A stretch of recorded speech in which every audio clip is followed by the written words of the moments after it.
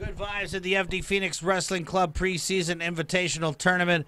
The friendly, organized by FD coach Terry Debold after the IIAAG high school wrestling season, has been delayed for more than a month. Coaches echoing the sentiment that it was good for the wrestlers to get out and hit the mats, especially since they've been training since early September. It's really awesome seeing the kids out here.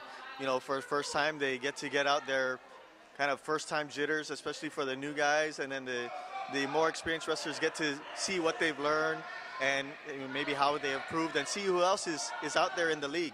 Everyone was just ready to rock and roll at the start of the season, but now because we got the friendly, they can start trying the moves that they're a bit nervous on, that they've been trying in training and whatever. But it's great for the kids to see them back on the mats and going again. Over 60 wrestlers wrestling in 138 matches at the Jungle at FD.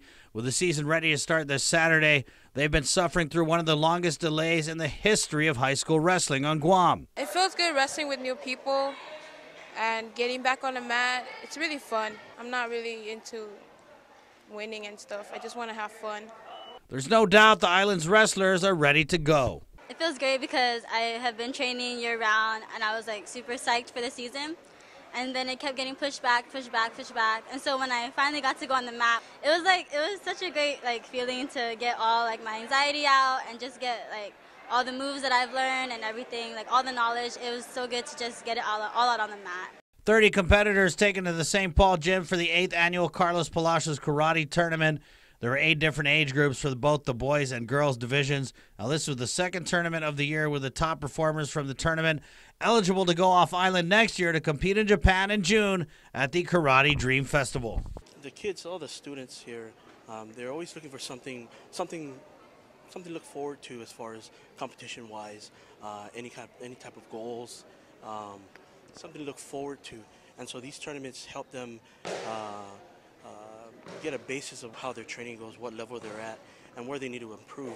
Mustangs beat the Raptors in this year's Triple J High School All-Star Game held at Hell's Angels Field in Dedido. The Mustangs taking it 27-19. Xavier Napati started the game off with a big kickoff return to give Daniel Phillips and the offense great field position. Phillips hit Aaron Jamanilla for the game's first TD, which was one of 4 TDs in the game for Phillips. Running back Kane Artero answered for the Raptors after taking the handoff 61 yards to the Heezy to make it a 7-6 ball game after the conversion was unsuccessful.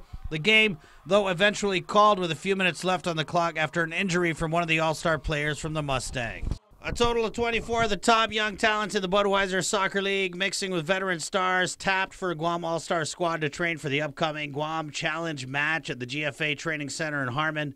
Of Guam's 24 players on the prelim roster, 19 are 23 and under. The team they'll be playing from Nihon University Bambino features 13 players, all 21 and under. The final selection will play November 14th, 7 p.m. against the visiting Nihon University Bambinos.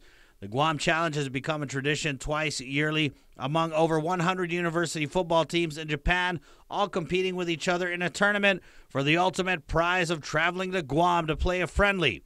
Earlier this year, a team from Kyoto Sangyo U played against 4-time defending BSL champs, the Napa Rovers FC.